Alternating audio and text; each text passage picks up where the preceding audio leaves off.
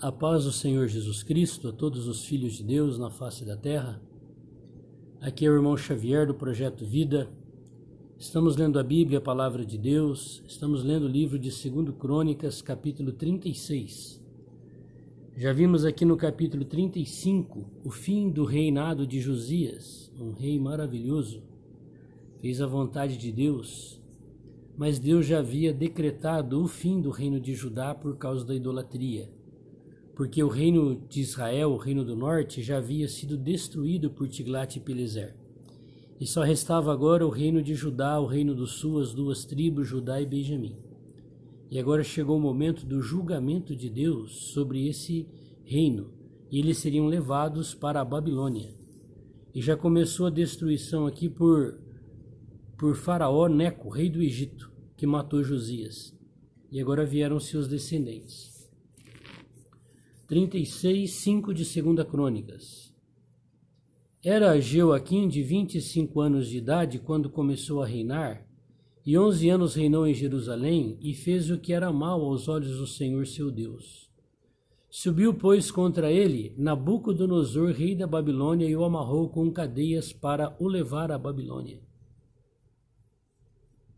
Até na hora do cativeiro, os reis ainda não se voltavam absolutamente para Deus, como Ezequias, Josias, mas se voltavam para a idolatria, e o julgamento de Deus chegou. Também alguns dos utensílios da casa do Senhor levou Nabucodonosor para a Babilônia, e pô-los no seu templo em Babilônia.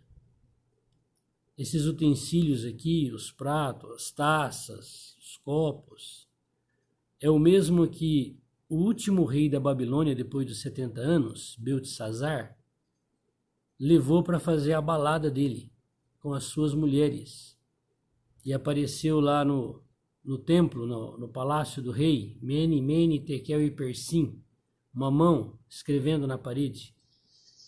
Ele foi pesado, foi achado em falta e foi destruído, porque ele pegou esses utensílios da casa de Deus. E esses utensílios hoje sou eu e você. Nós somos os vasos da casa de Deus. E a Babilônia tipifica o mundo religioso. E hoje os vasos de Deus, na sua maioria, estão cativos na Babilônia, nas religiões. Mas o julgamento, Mene, Mene, Tekel e Parsim, está chegando. Deus trará o anticristo, que vai governar a terra por 3 anos e meio finais. E vai julgar a grande Babilônia, a mãe e as suas filhas.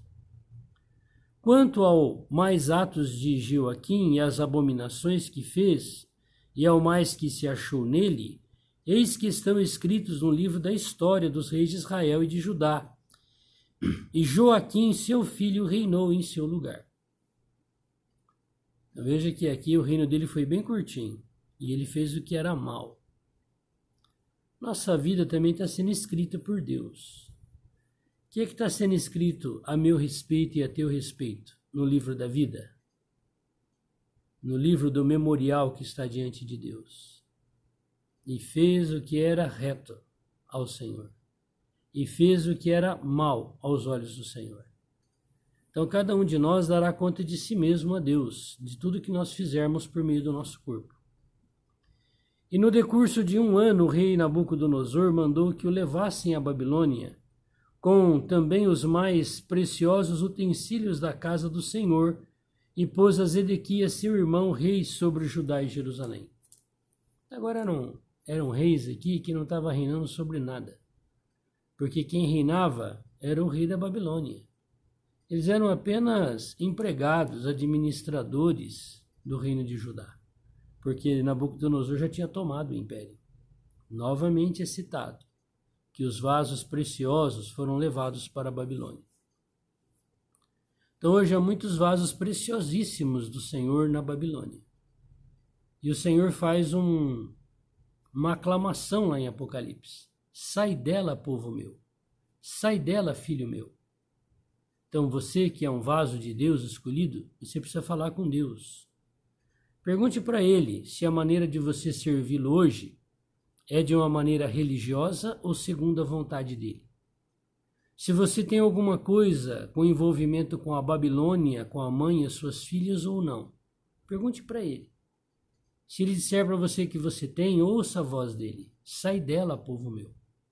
Porque o julgamento do Senhor está chegando, assim como chegou para o povo de Israel, e eles foram levados para a Babilônia. E depois o julgamento chegou lá na Babilônia, depois de 70 anos. A Média e a Pérsia, dois impérios, se uniram e vieram e destruíram a Babilônia. E o povo foi liberado para poder voltar para Jerusalém. E eles voltaram, reconstruíram a cidade, o templo, mas nunca mais foram um país como eles chegaram na Terra Prometida, porque eles se tornaram escravos de outro império, o Império Romano. Vamos lá. Era Zedequias da idade de 25 anos quando começou a reinar, e 11 anos reinou em Jerusalém. E fez o que era mal aos olhos do Senhor seu Deus, nem se humilhou perante o profeta Jeremias, que falava da parte do Senhor. Que situação, não? Sofrendo o castigo, o julgamento de Deus, e nem assim, nem um coração de arrependimento. Por isso que na Bíblia tem o livro de Jeremias, e tem o livro das Lamentações de Jeremias, profeta chorão. As lamentações, ele chorava pelo povo de Israel, de ver a desgraça e de ver o coração daqueles que governavam endurecidos para com o Criador, o Deus Todo-Poderoso.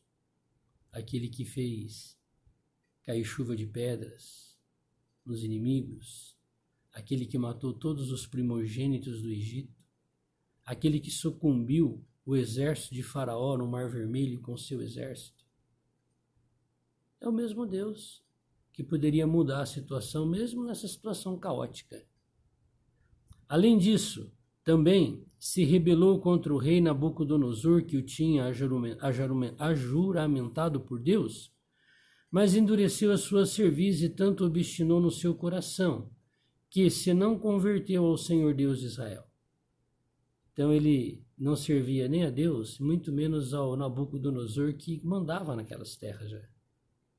Também todos os chefes, os sacerdotes e o povo aumentavam de mais em mais transgressões, segundo todas as abominações dos gentios, e contaminaram a casa do Senhor que ele tinha santificado em Jerusalém. Veja que no começo aqui do cativeiro da Babilônia, o templo em Jerusalém ainda estava de pé. E o povo, em vez de ir lá adorar e limpar e tirar a idolatria de lá, não, aí que eles provocavam a ira de Deus, mais e mais. E o Senhor Deus de seus pais lhes enviou a sua palavra pelos seus mensageiros, madrugando e enviando-lhes, porque se compadeceu do seu povo, da sua habitação. Então Deus se compadeceu do povo e do templo, onde tinha colocado o seu nome, onde estava lá as tábuas que Deus havia escrito sobre os 10 mandamentos. Deus tinha zelo por aquele lugar. Porém zombaram dos mensageiros de Deus, e desprezaram as suas palavras, e escarneceram dos seus profetas, até que o furor do Senhor subiu tanto contra o seu povo, que mais nenhum remédio houve. Hoje também, são poucos, mas há aqueles que falam a verdade da palavra de Deus. E a maioria deles são como? Zombados, não é verdade? Ele não sabe o que está falando heresia, está falando contra a nossa igreja. Mas não é igreja, é religião. Igreja é outra coisa. Mas ele deturpa o falar daqueles que falam a palavra de Deus. Porque fez subir contra eles o rei dos caldeus, o qual matou os seus jovens à espada, na casa do seu santuário, e não teve piedade nem dos jovens, nem das moças, nem dos velhos, nem dos decrépitos, e todos os deu nas suas mãos. Então agora chegou a hora da destruição final de Nabucodonosor ao reino de Judá. Agora não levou só os preciosos, agora olha. E todos os utensílios da casa de Deus, grandes e pequenos, e os tesouros da casa do Senhor, os tesouros do rei, dos seus príncipes, tudo levou para a Babilônia. Então hoje, Satanás, ele usurpa todas as riquezas que Deus dá aos seus filhos por meio da religião. levando a pessoa a ser escrava do sistema religioso. As religiões são ricas e o povo é pobre. É isso que aconteceu aqui. E queimaram a casa de Deus e derribaram os muros de Jerusalém, e todos os seus palácios queimaram, destruindo também todos os seus preciosos objetos. Que pena, né? O templo que Salomão fez, que Davi recebeu a planta de Deus, foi destruído. Agora Deus ficou sem casa, porque as pessoas dizem que o templo é a casa de Deus. Deus não mora em casas feitas por mãos humanas, nem morava nesse templo, nesse santuário. Deus permitiu que fosse construído porque Deus havia escrito os 10 mandamentos nas tábuas. E havia uma caixa de madeira, a arca, que tinha uma tampa chamada propiciatório. E esta arca foi guardada no templo, por isso Deus permitiu fazer esse templo. E ele colocou o seu nome ali para sempre. E está lá até hoje. Ah, mas foi destruído, acabou o nome. Não, está lá. Depois de 70 anos, eles voltaram e reconstruíram. Aí Jesus veio.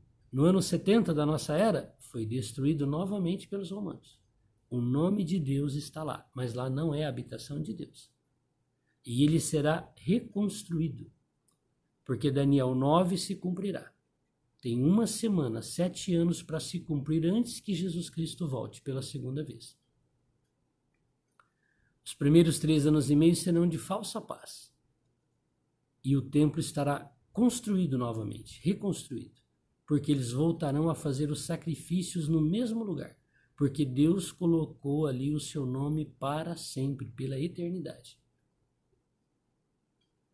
E durante a grande tribulação, 3 anos e meio finais dos últimos 7, surgirá o anticristo, que vai destruir todo o sistema religioso na face da terra. Seja ele qual for, evangélico, católico, espírita, seja lá o que for. Na Bíblia diz que toda a terra será forçada a adorá-lo como Deus. Porque quando ele começar a governar nos 7 anos, depois de 1335 dias, ele será morto. E ele vai se levantar do caixão, no seu velório, e ele vai se declarar que ele é o Cristo, que ele ressuscitou. E aí quem ele é? O anticristo. Então veja que aquilo que aconteceu aqui vai voltar a acontecer novamente. Onde que você estará na grande tribulação? Você será deixado para passá-la? Você será arrebatado antes, vivo? Esse é meu desejo. E os que escaparam da espada levou para a Babilônia e fizeram-se servos dele e de seus filhos até o tempo do reino da Pérsia, que foi o que destruiu a Babilônia. Graças a Deus.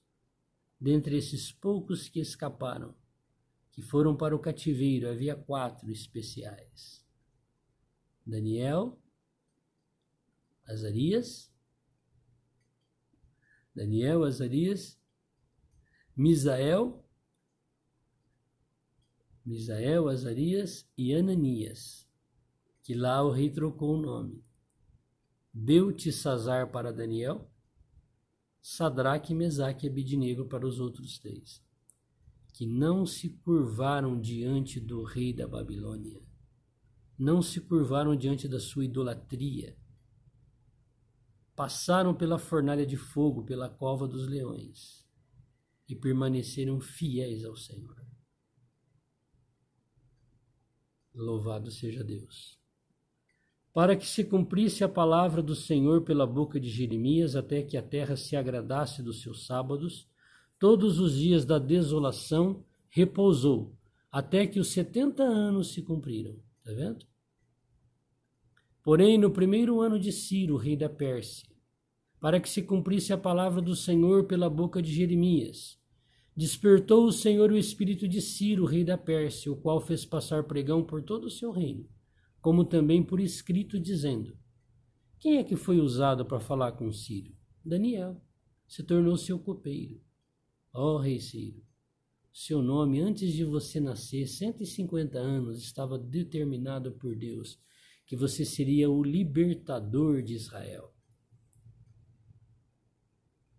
O Senhor precisa assinar o decreto para a gente voltar para fazer a casa de adoração ao nosso Deus, para que se dê início ao cumprimento das 70 semanas que eu ganhei de Deus, que o anjo veio me falar. Assim diz Ciro, rei da Pérsia. Veja, né? Acabou o reino de Judá, já foi os 70 anos de cativeiro e agora já é o retorno. Veja só, aqui é uma abreviação de tudo aquilo que aconteceu. Assim diz Ciro, rei da Pérsia: o Senhor, Deus dos céus, que me deu todos os reinos da terra, olha aí, e me encarregou de ele edificar uma casa em Jerusalém que está em Judá. Que casa é essa? O templo que Nabucodonosor destruiu. Quem foi usado por Deus depois que Ciro deu o decreto? Esdras e Neemias são os dois livros que mostram a reconstrução do povo e do templo. Quem dentre vós é de todo o seu povo, que suba ao Senhor, seu Deus, e Deus seja com ele. Que maravilha, né? Mas eles não voltaram para a terra prometida como na primeira vez, com Josué. Atravessaram o rio Jordão a seco, que as muralhas de Jericó caíram e que todos os povos daquelas terras eram destruídos por Deus por meio do povo de Israel de uma maneira soberana, prevalecente. Não. Agora eles voltaram em grande miséria. Quando eles chegaram lá, com uma mão, a espada para se defender dos inimigos, e com a outra mão, carregar as pedras para fazer o templo e os muros de Jerusalém. Esdras e Neemias. Tempo difícil. Muito sofrimento. Muita pobreza. Nada a ver com a nobreza da primeira vinda. Mas Deus cumpriu a sua palavra. E ele mesmo veio e falou para os apóstolos: olha, tá vendo esse templo legal e bonito aí que vocês reconstruíram? Demorou 47, 49 anos para fazer? Vai ser destruído de novo. E foi no ano 70. E vai ser feito de novo, porque Daniel disse que o sacrifício será tirado. Aonde que pode fazer o sacrifício? Só no templo. Por isso que não tem o sacrifício lá em Israel hoje de animais. Mas quando o templo ficar pronto, eles vão inaugurar o templo com o sacrifício de animais. Começou os últimos 7 anos.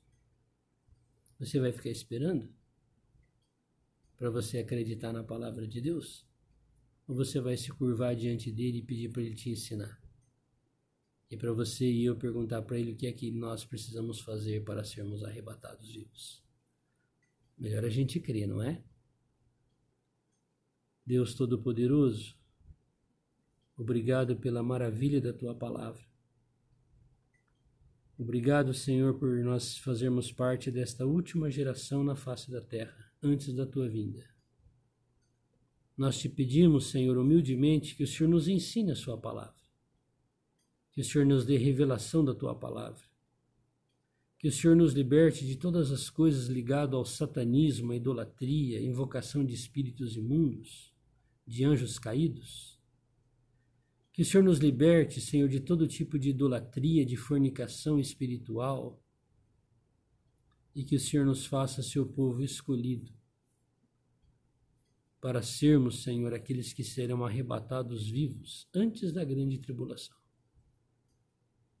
Senhor, esses 7 anos está para começar. Nos ajuda a entender e crer. Revela para nós a tua palavra. Fala para nós, Senhor, como é que nós podemos nos desvencilhar de tudo que é ligado à Babilônia. Fala conosco, Senhor, qual é a maneira de nós sermos fiéis ao Senhor e somente ao Senhor. Nos ilumina, Senhor, por meio da tua palavra. Nos lava, nos cobre com teu precioso sangue, nos santifica, nos purifica e fala conosco, Senhor, o teu caminho. Louvado seja o nome glorioso do Senhor. Santo, santo, santo é o Senhor Deus Todo-Poderoso. Que esse Deus te abençoe, que Ele me abençoe, que Ele se lembre de mim nesse dia, que Ele também se lembre de você, que Ele possa nos fazer seus servos fiéis. Glória a Deus. Deus te abençoe. Amém.